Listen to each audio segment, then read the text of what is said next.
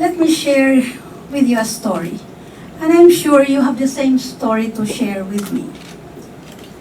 I have a friend. She spent 35 years in New York as a nurse, working as a nurse.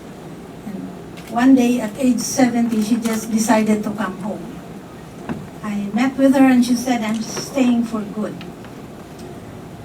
This was a few years back. And of course, she was amazed at her words, the progress of Cebu. The very dynamic commerce and industry, the tall buildings, which were not there before when she left. Well, the traffic problem included. At any rate, she stayed for a few weeks or months with a relative in the city, and because it was the rainy season, she did experience the floods, the water lack likewise, where she was staying. And again, the traffic was not that bad at the time, but it was starting. But just the same, she said, I'm staying for good. I will buy a place somewhere outside of the city, somewhere north, but still within the identified Metro Cebu. And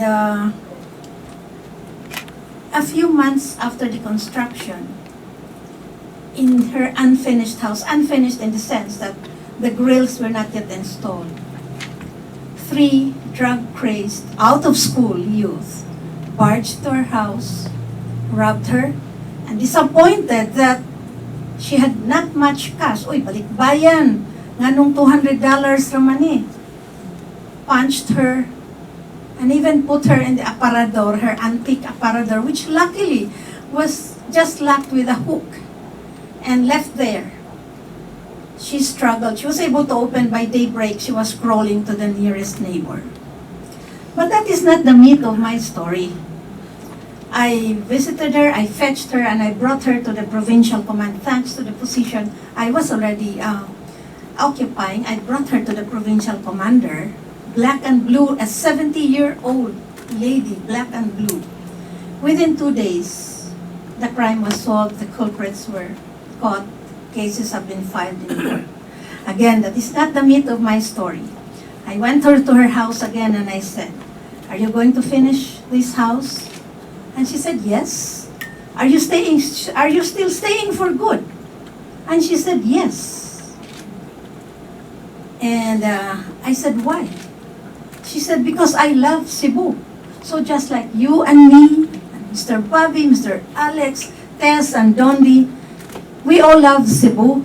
And she said, I still have hopes that something better will come out. Cebu will still emerge a livable place where the heart sings, I added.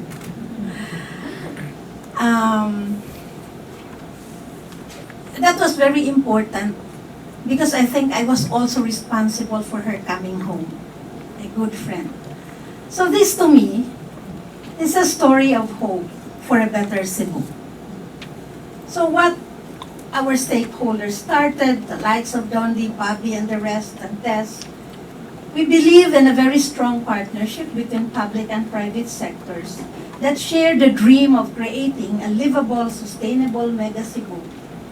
Thus came into being the MCTCB.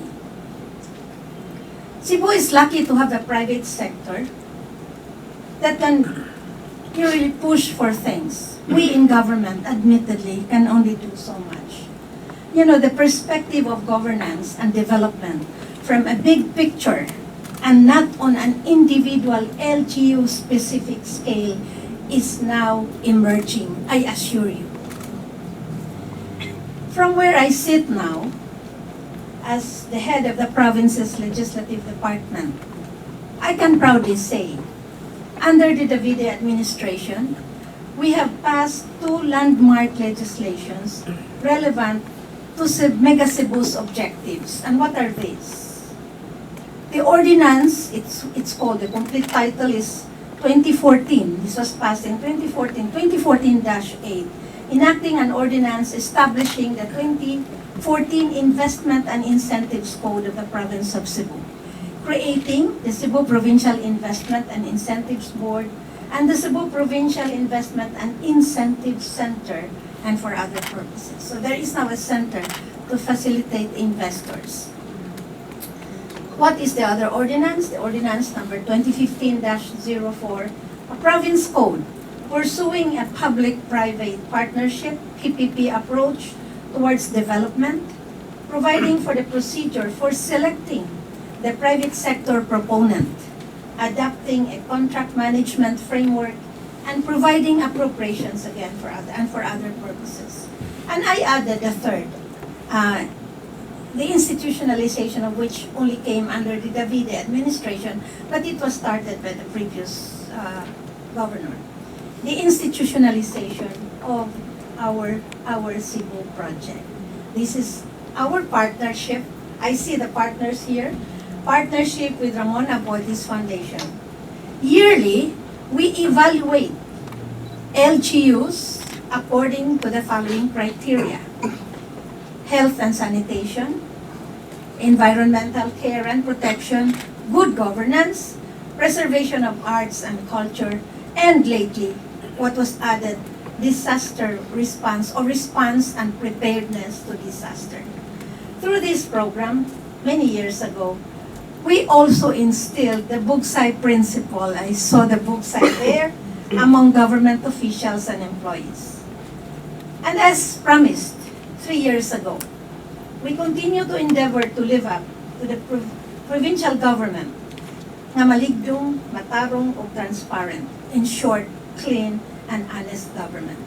And we thank Governor Junjun Davide for giving us legislators the trust and respect, the independence that we are now enjoying. Contracts, memoranda of agreement are sent to us, meaning to the provincial board for review.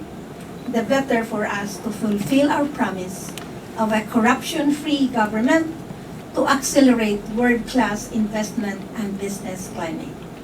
And we are always here to work with the private sector towards that direction. Thank you and good morning.